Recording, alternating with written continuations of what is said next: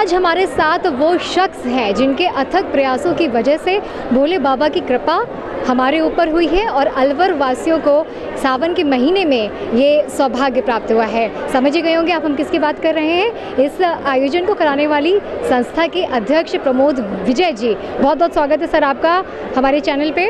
Sir, कलश यात्रा में इतना भारी हुजूम, इतना बड़ा जन सैलाब, उम्मीद की थी आपने कि आयोजन की शुरुआत ऐसे होगी? ऐसा है, भोले बाबा का कोई कार्यक्रम जब भी होगा वो बड़ा ही होगा। क्यों कि बाबा जो है वो सबको देते हैं, देने वाले हैं। कहना शिव समान दाता नहीं, विधन विराधक हार और लज्जा मोरी राखियो हे नंदी असवार। जो सबकी लज्जा रखता हो उसका आयोजन तो बड़ा होना ही है। और सावन का मास है जो भोले बाबा का मास कहा जाता है। और आपने कहा कि ये मेरे अथक प्रयास से नहीं, ये एक लिंग महादेव और भक्त शिरोमणि पांडुपोल बाबा की कृपा से, ये अलवर वासियों के पुण्य से, हमारे पूर्वजों के पुण्य से, ऋषि मुनियों के पुण्य से ये कथा अलवर वासियों को मिली है। मैं तो इसमें मात्र एक मोती के रूप में हूँ इस माला का। और आज की जो कलश यात्रा, इसका अंदेश मुझे था। क्यों कि जिस प्रकार से कलश यात्रा की जो कूपन थे हमने बंद किए, तो मेरे ऊपर इतना प्रेशर आ रहा था कि अगर एक दिन खोल देता ना तो कम से कम 10,000 कलश एक दिन में और मुझे देने पड़ते। लेकिन मैंने अलवर की जनता से कहा आप तो बिना कलश के चलिए। और आप देखो, महिलाएं मातृशक्ति अपने घरों से कलश लेके आई हैं। और जो मैंने कल्पना की थी उससे 3 गुना कलश यात्रा में मातृशक्ति सम्मिलित हुई। ये इस बात को बता रहे हैं कि अलवर में इस शिव महाप्राण को लेकर के एक बहुत भारी उत्साह है। और ये 8 दिवसीय जो महाउत्सव अलवर की जनता के लिए हम बाबा से मांग के लाए कि अलवर की जनता निरोगी रहे, खुश रहे, उनके घर में माँ लक्ष्मी का वास रहे। और ये इस प्रकार की सोच रख करके मैं इस कथा को लेके आया। और बाबा ने कहा कि अलवर में जो कथा होगी वो श्री त्याग शिव महाप्राण के नाम से होगी, जिसमें अलवर वासियों की बीमारी का और उनके इलाज का बाबा है ना विधि बताएंगे, बाबा की पूजा बताएंगे। इस विधि को लेकर के हम करेंगे तो अलवर वासी निरोगी काया पाएंगे।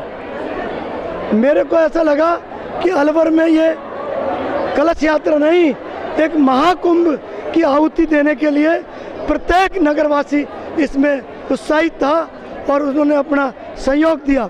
रुकने की व्यवस्था के लिए बिल्कुल आपने सही कहा सर कि अलवर जो था आज पूरा शिवमयी हमको यहाँ पर नज़र आया। आज के सफल कलश यात्रा के आयोजन के बाद मैं आपसे जानना चाहूँगी कल की रूपरेखा सुबह से लेकर के और जब से ये कथा चालू होगी क्या कुछ रहेगी और किस तरह के इंतज़ाम किए गए हैं? आपके चैनल के माध्यम से मैं सभी समाजों को धन्यवाद दूंगा, क्योंकि उन्होंने अपनी अपनी धर्मशालाएँ निःशुल्क दी है। उसके अलावा सभी ने अपनी झांकियाँ भी निःशुल्क लगाई और एक मैसेज दिया हिंदुत्व को, बहुत बड़ा मैसेज दिया। और अलवर ने एक बड़ा मैसेज ये दिया कि हम सब एक हैं, पार्टी पॉलिटिक्स में नहीं, हम सब एक हैं और भगवान शिव की भक्ति के लिए सब एक हैं। इस विषय को लेकर के आज सारी जनता, आप देख रहे हैं, हजूम आपको दिखाई दे रहा है। और कल की व्यवस्था के लिए हमने भोजन की व्यवस्था तो कल से ही शुरू कर दी थी, 10 तारीख से ही। आज भी व्यवस्था है, भोजन प्रसादी चल रही है और 8 दिन भोजन व्यवस्था है। 2 टाइम भोजन है, 3 टाइम चाय है, निःशुल्क। किसी से भी बैठने के लिए कोई पैसा नहीं लिया गया है, पहले आओ पहले पाओ, किसी भी प्रकार का कोई पास नहीं दिया गया। कल 1 बजे से 4 बजे तक विश्वविख्यात पंडित पूज्य प्रदीप मिश्रा जी के मुखारबिंद से इसी मैदान पे कथा आयोजित होगी। सर, दूर दूर से सुनने में आया है कि उनकी कथा सुनने के लिए पंडित जी के लोग आए हैं। आप हमारे चैनल के दर्शकों को बता सकते हैं कहाँ कहाँ से मतलब आपको यहाँ पर आए हैं, पहुँचे हैं लोग? हाँ, 9 तारीख से ही लोग आने शुरू हो गए थे। 9 तारीख को करीब 10 परिवार यहाँ आ गए थे और 10 तारीख को 150 परिवार यहाँ थे। और मतलब इतना प्यार लगा। और मैंने पूछा कि आप मिजोरम से आए, लखनऊ से आए, गुजरात से आए। मैंने पूछा आप इतनी दूर से आए, अजमेर में ही सुन लेते कथा? कहते नहीं, हमने 2 कथा सुन ली। हमारा मन है कि महाराज जी ने की कथा सुनने के बाद हमारे घर में सुख शांति और हमारी बीमारियां ख़त्म हो गई, तो हम इनकी कथा 7 जगह सुनेंगे। तो इस उद्देश्य को लेके आए हैं और हम इस पांडाल में ही रहेंगे, इस पांडाल में ही सोएंगे और यहीं भोजन प्रसादी पाएंगे। हमको न गर्मी लगती है, न सर्दी लगती है, न हमें बरसात कुछ करती है। हम बाबा की भक्ति में लीन रहते हैं। और मैंने इनसे निवेदन किया सभी भक्तों से कि आप 1 थैला, 2 बोतल पानी और 1 छाता जरूर अवश्य अपने साथ लेके आएँ।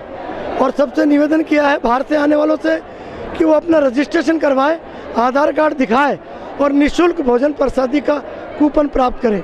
सर, आज के इस जन सैलाब को देखने के बाद कल कितने श्रद्धालुओं की भीड़ बढ़ने की आपको उम्मीद है पहले ही दिन?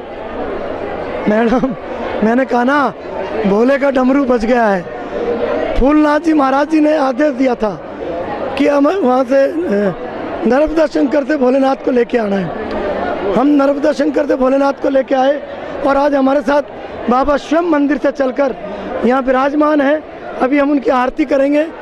तो बाबा जब स्वयं आ गए हैं और बाबा का डमरू अब अलवर में बज गया है, अलवर धर्म में नगरी बन गया है और हर अलवर की हर धरती पे हर कंकर शंकर बन रहा है, हर घर से शंकर बन रहा है। तो ये कहने की जरूरत नहीं कि कितनी भीड़ आएगी। बिल्कुल ठीक, जिस तरह से पंडित प्रदीप मिश्रा जी कहते हैं सीहोर के हर कंकर में शंकर है, और वही बात अब बिल्कुल चरितार्थ होती हुई नज़र आ रही है हमको अलवर में।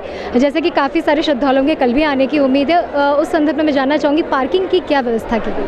पार्किंग की प्रशासन ने बहुत अच्छी व्यवस्था की है और मैं आपके चैनल के द्वारा यहाँ कलेक्टर श्रीमान पुखराज जी सैन और अधीक्षक पुलिस अधीक्षक श्री आनंद जी शर्मा जी को भी बहुत बहुत धन्यवाद देना चाहता हूँ कि उन्होंने जी जान से हमारे को पूरी व्यवस्था करने में सहयोग किया। प्रशासन का पूरा आपके इस आयोजन को सपोर्ट मिल रहा है? बिल्कुल, प्रशासन ने पूरा सहयोग दिया है। हमारे एटीएल चैनल के माध्यम से कल से शुरू होने वाली कथा से पहले आपका लोगों से कुछ अपील करना चाहेंगे? बस मेरा यही है कि अलवर के बाहर से जो भी है वो हमारे अतिथि हैं और मेरा अलवर वासियों से निवेदन है कि अतिथि की सेवा करना हमारा परम कर्तव्य है। तो मैं अलवर वासियों से हाथ जोड़ के निवेदन करता हूँ, जिससे जैसी भी सेवा हो उस अतिथि को भगवान मानकर उसकी सेवा करनी है। और एक ये मैसेज देना पूरे भारत को कि अलवर वासी अतिथियों की सेवा करने में नंबर 1 है और हमारे पूर्वज कहते आए हैं अतिथि देवो भव। तो ये थे हमारे साथ प्रमोद विजय जी, जिनका कहना है कि जिस तरीके से आज की इस भव्य कलश यात्रा का जो समापन हुआ है यादगार रहेगा, ठीक वैसे ही कल से शुरू होने वाली शिव महापुराण की जो कथा है पंडित प्रदीप मिश्रा जी अपने शुरू मुख से यहाँ पर उसका गान करेंगे, वो भी इतिहास में लिखा जाएगा। वो भी दिन यादगार बनेगा। मेरे सहयोगी सचिन के साथ मैं साक्षी गुप्ता, एटीएल न्यूज़।